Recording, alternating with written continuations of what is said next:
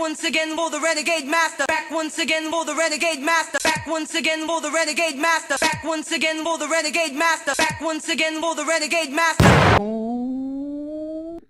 Hello my renegades and welcome back. I have missed you already. It's been about a minute since I've been back on my channel to do some videos. Last one was Married at First Sight. So what am I getting into today, I hear you ask? I am getting into a Netflix series this time, so bear with. I'm getting into a Netflix series and it is the Squid Game challenges. Oh my life, right? I'll be truthful when I say I've not watched the program itself, but the challenge, loved it. So I'm going to try and get these episodes that I've watched out there for you in terms of my reaction, in terms of my breakdown, and in terms of just general chitter chatter about these episodes and about what's going on in there, and how I will say certain competitions, especially when it's about lots of money, will make people behave towards others. Like the projection is real in this show. Before I get into episode 1, as I will ask you, as I always do, please hit that subscribe button, please hit that notification button so when you know I'm on and doing videos. And let's get into this series. So we went to the Squid Game challenge and it's episode 1. So basically I think there's over 400 and something people that enter into it, and they're from all over the world, and they are vying to play for over $4.5 million basically, and that is a lot of rotted money for some people. Basically, Starla 318 comes forward. So this is in the very first episode. Starla, who's 318, comes forward, a black woman, and she's actually literally talking about the fact that, you know, majority of the people who come on there have basically left their jobs and to do this show, and they're not getting paid to go on there. And I thought, raw, seriously, the gumption was that, to do this show was that strong that you leave a paying job or whatever it was that you were doing to come on the show, and within that time you are not getting paid, you are not getting no money within that time. Now I don't know how long they actually stay within the confines of this place. If somebody does know, then please let me know. So we move to the first game, which is red light, green light. And if everybody's watched the program, everybody knows what red light, green light is, because it's the big massive doll right at the end, and they sing a certain rhyme, turn their head around, and people have to move to get across the line within 30 minutes. I think it was within 30 minutes you have to get across the line to be safe. And if the doll turns around and senses your movement, because it is got cameras in its eyes which senses movement, then you're dead basically. And what it is black ink packs explode on them. So something's triggered that it explodes, and then they have to pretend to die. Trust me, the dying bit leaves something to be desired with these people, with some of these people, like really leaves something to be desired. So all I can say is it's as tense as hell.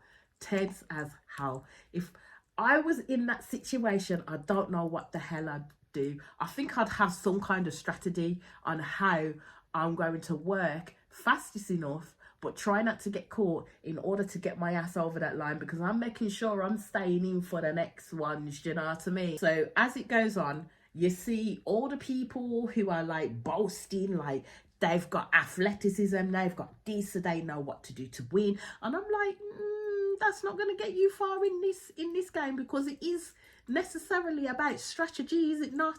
You have to strategize your move in order to win the game that's being put forward to you. So when the doll sings and moves her head, I was of the view that as soon as she stops singing is when you know her head's going to turn. But because of the edits, I don't know how fast in reality her head turns. Do you know what I mean? Because the way the edits make it look and the way the program makes it look is when she stops singing, is people can still move a bit until you know that her head is about to turn. But my thing is when she stops singing, when I move, I will move probably 1 step, 2 step, but I'm gonna move. And then you find that some people actually were putting their hands in their pockets to run, so as not to give themselves away when they, you know, when they have to stand straight up, not to give themselves away, because your hands are the first thing to start shaky, shaky, shaky, shaky, and that's what you're doing. Once some people had the strategy of putting their hands in their pocket.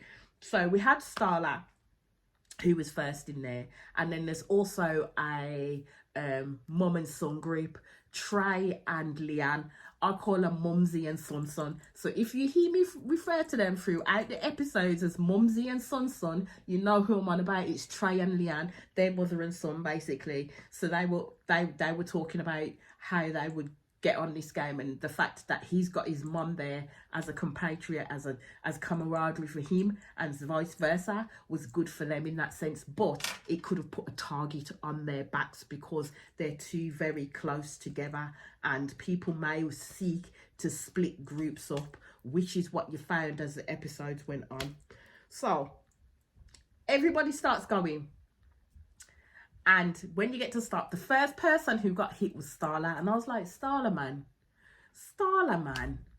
You had to be the first person that got hit to get out. And that was it. Her time's done. Once you're hit and that black ink comes out, that's it. Your time's done in that show. Your time is done. You trying to win $4.5 million is gone. Gone. And this is why I don't understand how you come in there with all this bravado in terms of what you're going to do and how you're going to win this money, and then in the next instance you're out. Me myself, I probably wouldn't say nothing to no one. I probably wouldn't say anything to anyone, to be honest with you. I'm a people watcher, so I'll be watching everyone else, but I'll make sure I have my own strategy in place as well in order to do well and carry on up the stages of the game if I could do it. When it comes to the second round, everyone just dropping like rotted flies. Mumsy and Son still in the game. And this woman stopped in a squat. I'm like, why in the hell would you bloody pause in a squat? That would be the hardest thing to keep still on. And she was talking, she's like, shit, I'm in a squat. I don't know if I can hold it any long. In the end, she ended up giving up, and it was the worst thing for her to do, because straight after she gave up, yes, she started crying because she gave up, but after she gave up and she had to and then die, the music started up again, and I was like, you could have held it. You could have held it. Ra could have held it. But me, myself, I would not be freaking landing in a fucking squat on that shit, because I don't know how long I've got to stand there for. You know what I mean? It's gonna, in our minds, it might be a couple of seconds, but in our minds, it's gonna be like 5 minutes or so. You're thinking you're standing there for, and you're copping a squat. Yeah, that was not the best strategy in the slightest. You had some people make a dive to the floor and try and stay still, but they still ended up getting shot, because the problem was, what happened is they ended up lifting their heads up and moving around, and I'm like, you like were not there to play this game properly. Like, seriously, you were not there to play this game properly. So one person ends up getting over the line first, so everybody starts to, like, that's the goal in mind now. I need to get my arse over this line. So that's what happened. Everybody started to make a mega sprint to the line, and we got few people over. Now, the worst thing is Son Trey got his ass over the line, but Mumsy, Leanne, was still in the game, and she literally had about 10 seconds or so to go. In terms of the line, I couldn't tell you how far away she was, but it looked like she was pretty damn far, and she literally had to try and make a go of this. Now, Trey got hella worried, thinking, oh my God, my mum's not going to make it. I don't know what I'm going to do if my mum doesn't make it over this line. And even Leanne, Mumsy, was like, I don't think I'm going to make it. I really don't think I'm going to make it. And I'm like, my girl, I was like, Mumsy, you need to run as fast as you motherfucking can. Get your ass over that line for your son. Get your ass over that line for your son. That's what you need to do. That is your goal right now. Just get your ass over that motherfucking line to stay in the game with your child. Which is what she did. Come forward for that. Which is what she did. And she did it. She managed to do it with a couple of seconds to go. And I thought, come on with it. I was like, yeah, come on, Mumsy. Go on, Mumsy. So then, as all the other people come forward, because whoever's left on that side is out. That's it. Time's filtered. There were some people that were still stood there, didn't manage to make it to the line, so they got shot basically. So the dormitory's open for other people now. This I have to say is my pet peeve. Like seriously, like my pet peeve in terms of these types of shows, because they had like, I think it was bunk beds, but I don't know if it was about 4 up or 5 up, but they were all set together because there were still quite a few people left within the show itself, so they were all set together. I mean, it was, and I'm just like, oh, I'll be just like, too many people. Just like too many people. I'd want to literally step back and shrink into the wall because too many people, and everyone was making noise all at once. And you know, as big as that place is, it's going to be echoey as hell, and that would literally get on my teats. It would literally get on my teats. So you literally have to share this whole one room with each other. All I'll be thinking of is the smells, the snoring, all sorts of nastiness going on. And then when it came to like the toilets and the shower block, it was all like unisex. So it was boy, girl, or whoever to be using the toilets. It was all together, right? So I'm just like, okay, so yeah, because I have thought to myself, would I apply to this show? I probably would, because it looks like a lot of hella fun. But the only thing that I wouldn't like is the dormitory situation and the bathroom situation in terms of that, because I don't know, the way it looked to me, it didn't look like they had a chance to change the clothes that they were wearing each day. They slept in those clothes, they got up in those clothes. Yes, they were able to brush their teeth and have showers and stuff like that, but I noticed that not many people utilised the showers. Not many people were utilising those showers, and that's what I mean about the smell. Would there be the smells? Do you know what I mean? Would there be the smells? Because if that type of shit is whiffed into my nose, I wouldn't be able to cope. I would not be able to cope. You then see the groups that are going to start forming alliances, and I was just like, yeah, it's not, the people automatically decide they want to group together and form an alliance with people when they have similarities or a liken to someone, or their spirit takes to someone. People will automatically draw themselves to that person or to that group. Now, in a situation such as this environment, being drawn to a group and knowing that you're fully forming a group and forming an alliance with someone within that group, or forming an alliance as a group per se, it's not necessarily a good strategy for you to make, because then it kind of puts you on a pedestal against others, and then others are going to be seeking to break up that little group forming, because what they don't want is for them to come for them.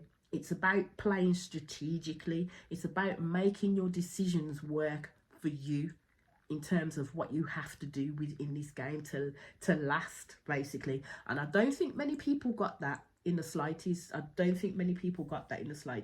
A big old buzzer goes off, and I was just like, yeah, it just looks like a prison to me. Like, seriously, it really does look like a prison. And I will call them the pink jacket people, okay? You know, the ones with the pink jackets and the different shapes on their faces, on their masks and stuff like that. So I call them the pink jacket people. And as soon as they walked in the room, these people lined up quick smart, and I was just like, you see that there? You see that there's a hierarchy within this. There's a hierarchy, because they know that these people are coming to convey an important message to them. And as soon as they walk in, it's a hierarchy of importance in terms of the suits that they have on and their masks that they have on as well. The lower ranks, as in the people in this competition who are in green with just known by numbers, they're not necessarily known by their names, because they don't call them by their names. They're just known by a fucking number. Do you know what I mean? So it's literally placing you in a slot in terms of your ranking and where you are in this bitch at the end of the day. So that's why they fucking lined up quick smart. So they did the results of the first game, and it was 197 players left out of 456. And I was like, raw, that is a drop. That was a major drop just from one game, you know. And now you get to realize the sense of how quickly it is that you can fucking lose in this game. Like how quickly you can get the fuck counted out in this game, and it is all to play for. And I was just like, this game is not easy. It's not easy at all. And I don't know if these people were going in for an experience to see whether they could challenge themselves in different ways, or like with some, I will be naming names soon enough, who was so fucking arrogant that they thought they had the whole game in the bag, and they thought they'd be able to outwit everybody. Do you know what I mean? But it didn't work out too well for them at the end of the day. So then you see this big piggy bank, clear piggy bank, comes out the ceiling and literally drops the money in there. But what they do, for every person that's eliminated, $10,000 gets added to the prize fund for every player that's eliminated.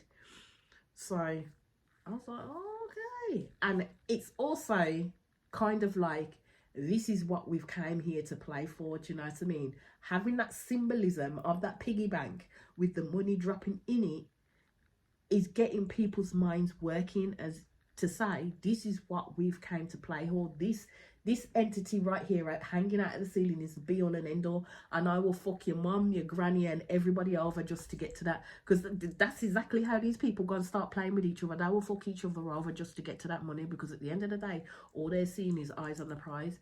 Some do form friendships through this process, but they can't be long-lasting friendships due to the fact that, you know, you're going to have to play against these people. You are going to have to be better than these people in order to keep yourself within the game in its entirety.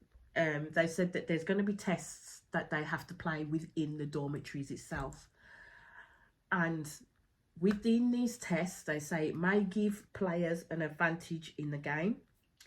It may give a player an opportunity to eliminate another player. And I'm just like, yeah, so now it's wide open. So now it is wide open. So people were actually having these conversations as to say, well, would you eliminate someone? And some people were saying, nah, they wouldn't eliminate them in terms of going forward, because at the end of the day, I may need them to save me at some point. So why should I then be the actual holder in terms of their destiny in eliminating them from the program when they're there for the same reason that I am at the end of the day? Though some people think of it that way, but other people were thinking, well, at the end of the day, it's one less person and it's an extra $10,000. That's how they're thinking, because the person that's there and the person that you eliminate means money. Now, you can tell the ones which were just straight up cold with it, at the end of the day. Me, I don't know what I would decide, because I would rather eliminate somebody than have that person then turn around and try to eliminate me at the end of the day if I had the opportunity to. But it will be a strategic move that I do make in terms of the person that I do pick, depending on how that person is and how the people are around me. So then you see, as I said, you see the little groups start to formulate. And all I'm going to say is the numbers 432 is an arse. When I say the name Brighton, if you have watched this show, I think his name's Brighton. I want to say Brighton, or it could be Bryson. But if you have watched this show, then you know exactly who I mean. This man was trying to come off like he ain't cocky, but then tried to talk about that he was literally God's gift. Like literally, he was planted on this earth by God because God wanted him to do this and God wanted him to act this way. He was an arse. He was an arse and a little bit of a bully too. And a little bit of a bully. And he was a bully to 198, and I will come to I think it was 198, but I will come to that in the next episode. But yeah, nah. If I was in that show, yeah, me and him, my spirit would not take to him because he was rude. And it was Mumsy who was pointing out in regards to, she was to eliminate someone, then she'd eliminate, as she called them, one of the bros, because it was Brighton and I think a couple others that were in the corner, huffing each other up, with the press ups, with this. And I'm like, my dude, calm your motherfucking self down. Who told you that you were the self-imposed leader of this group? Like, literally, he became the self-imposed leader of this group, and these men were following him around like absolute freaking lemmings off a bloody cliff. It was ridiculous, like absolutely ridiculous to watch. So then it became chore time for the players, and then you see Danny and Kyle are actually having to do chores in the kitchen. And I'm like, how are you peeling these? People are peeling carrots with a potato peeler, and them can't peel carrots. Them can't peel carrots at all. Why so these people barely gone run if they have to cook the food? Let's just put it that way. So the first test comes to Danny and Kyle. So they basically had the choice of giving one player an advantage or eliminating a player. And this can be done anonymously, but it will be announced the following day. So as soon as they said that it would be anonymous, you see how quick these beggars changed. You see how quick they changed? Because it was Danny talking down in terms of Kyle, in terms of saying, no, I think we should choose to eliminate someone, and giving her reasons why they should eliminate someone. And they did choose to eliminate someone rather than giving someone an advantage. Now, that I think it was slightly unfair, because it's kind of like the first day. You've not really spoke to anybody else. You've not really formed a view of anyone else. But yet, you're going to pick a person out of all of this that you see that should be eliminated from the game, because you feel that they're trying to go out of their way by making friends or form alliances, which what the person wasn't at all who they did pick. There wasn't at all. But hey ho, that's the name of the game. They come back from the kitchen. I think they made themselves so hella bait, especially Kyle, in regards to how he was carrying on and saying, oh, now we just peel carrots and da da da da da. I'm like, I just wonder how you're going to react when they say who's going to be eliminated, and used to literally have to react like you had nothing to do with that, and not make people suspicious of you two. I don't know how they're going to do that, because me myself, I can't lie where for them. It shows on my face. So if I was put in that position and I ended up eliminating someone, I literally would want to tell someone. So in comes the people in pink with their dinners, and they have to line up. It literally is like prison, man. It literally is like prison. They have to line up and pick up their food. And all I thought was, as soon as them tins were open, that these people, no matter how long they're going to be in there, are going to be losing some hella weight. Like, seriously losing some hella weight. Because I'm kind of hoping that you're giving these people their actual calories. But I kind of think that they're doing it this way, especially in the rations that they're giving in regards to food, that they're doing it this way so people literally can't think properly.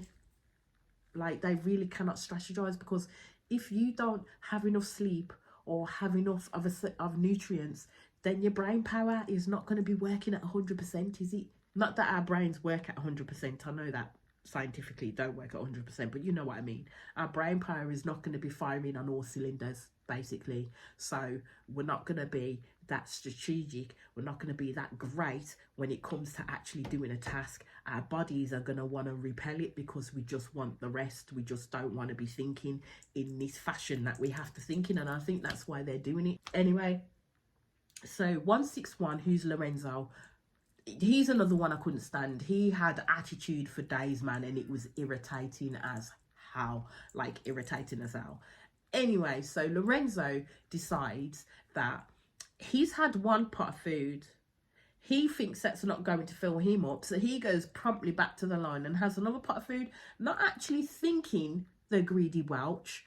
What if someone else, that was someone else's food? What if that was someone else's food and you came along and you've taken it because you were too damn greedy, because you didn't think you had enough? Bearing in mind you had the same portion as everybody else in that room, and he was being clocked, going up and having seconds, and then he had the audacity to go to his bed and take another one out from underneath the covers. So my man was hiding food.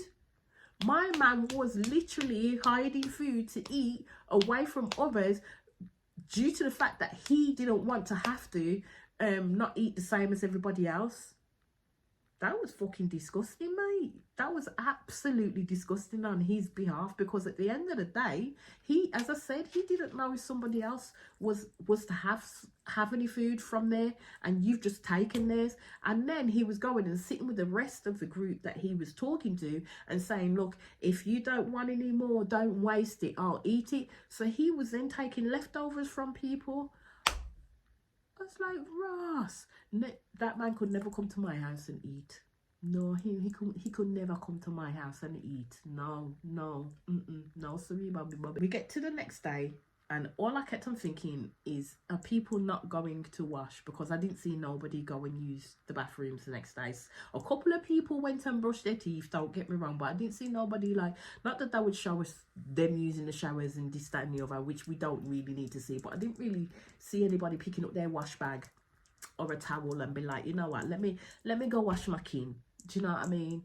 Because I don't need to be smelling up in this place, and I really don't want to be smelling other people's BO up in this place either. You see Kyle talking to the others about like elimination talk, and like talking about what they would choose if they had the choice, and this, that and the other. And I know I think it might have been Chad, had turned around and said actually he wouldn't eliminate a person because they're here for the same chance that he's getting, so why should he then take that chance away from someone, and he will probably be giving out the advantage. Whereas Kyle knows he didn't do that, and he was like, oh yeah, and I'm like, you're gonna bait yourself out, my dude. Kyle is going to bait himself out in regards to the situation right now. Why are you speaking about this and asking questions when your face is literally telling people that you've done some sneaky shit? That's how I see it. His face was literally telling people he done some sneaky shit. So basically they tell the whole group now, the voice comes in and they tell the whole group that the first test had taken place. And you see Kyle go, and you see Danny like, oh my God. And I'm like, you are not good actors. You are not good actors, because I would not say shit. I wouldn't even open my mouth. I'll just be like, my eyebrows would just raise and that's it. And I'll just have my hand on my mouth and go, I would not say nothing, because all of that is going to give you the hell away. Seriously.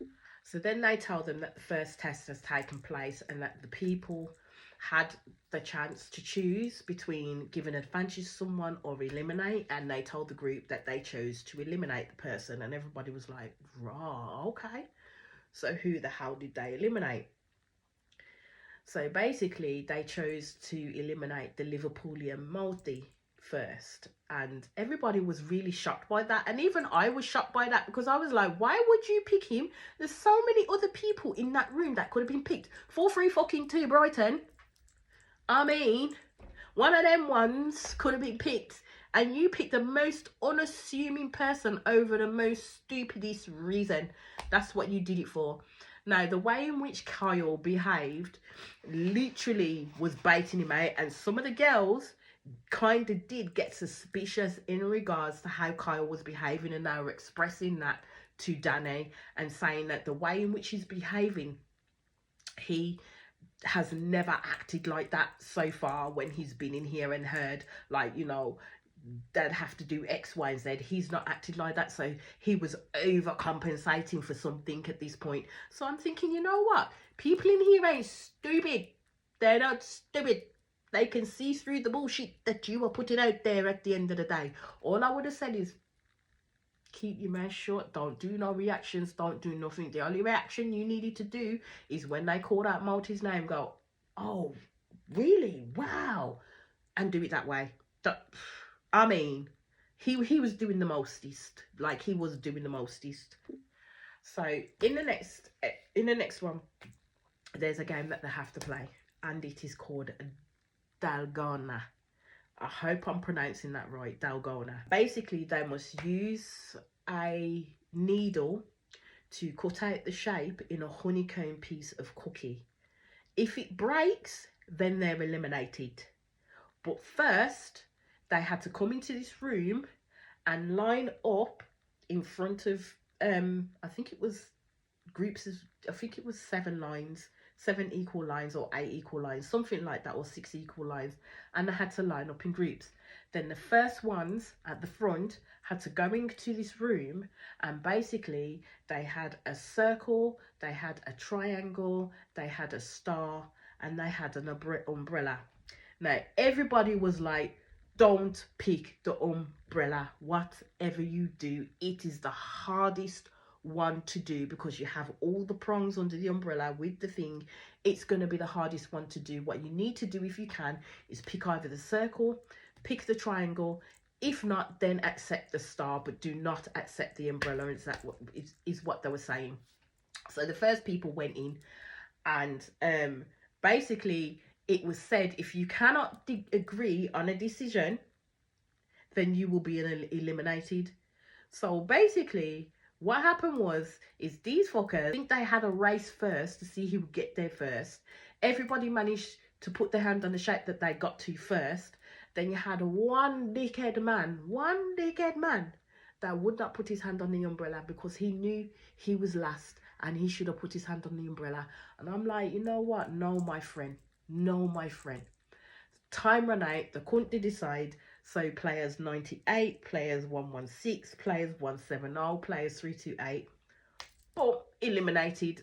The dude who would not put his hand on the umbrella stood there arguing for 2 whole fucking minutes. Yeah, got them all eliminated, including himself. Now you see me because I've noted throughout these episodes certain things like this happen this way. And you see me, yes, I may have a contract not to lay my hands on you in the experiment itself, but you see, when we get out them doors, I'm no longer beholden by that contract. Best believe I'll beat your ass. Best believe I'll beat your ass for making me come out of the fucking challenge the way in which you made me come out when it was not my control, and you could have just sucked it up, put your hand on the motherfucking door, yeah, and dealt with the consequences of that fucking decision. So now you're going to deal with the consequences of this decision that you've just knocked me the fuck out of this game because you couldn't suck it up and go put your hand on a door. I'm sorry, that's what I would have done. I would have got hella angry, and I see it happened through this show too many times, man. And I'm like, yeah, nah. I would want control over how I went out. I'm having you fuckers tell me to go out. Hell the fuck no. No matter how long it took me to do this umbrella, if I put my hand on the umbrella, I will tell people I don't care. If I don't get the other doors, I'm not being eliminated just to be fucking stubborn. We are going to do the umbrella. I'm just telling them we are going to do the umbrella. Just quit telling me not to flipping accede to the umbrella. Fight it out if I have to verbally say no. When you know these people ain't gonna move, once they've got the easy one, these people ain't gonna move, and you know it. So no, we're getting the umbrella. And I would have told these people that don't brook no argument with me, we're getting the umbrella. If we don't get anything else, we're getting the umbrella. And if there's an argument in there, then I will move off the shape that I'm on and go touch the umbrella, because Mickey Ann, I ain't getting popped out for nobody. No. We are all here for the same motherfucking thing, and I am going to try and move along these ranks as far as I can get until it's not my until it's out of my control that I can't stay, or I've done something wrong in a challenge and I ended up getting then yes, but not because of someone else's selfish decision. No, that could never work. Again, we see people arguing in the lines against the umbrella, and I'm like, seriously, my people, did you not just see what happened the first time? I mean, they put it on the screen. You saw what happened the first time. If you don't pick a shape, you're eliminated. That's it. So all this guff about don't go for the umbrella. Don't just go for the umbrella. You need to fight for your space. You're just leading these people up a merry path, because you know full well if you went in that room and the only shape left was the umbrella, you put your right hand on the umbrella because you know you don't want to be eliminated. So shut the hell up with that rubbish. Anyway, this is where I am going to leave this episode, because this is where it ended, on your cliffhangers, and I will be straight back. with the next episode. As I always say, please hit that subscribe button, please hit that notification button so when you know I'm on and doing videos. And I'll speak to you all again soon, my people. Peace out.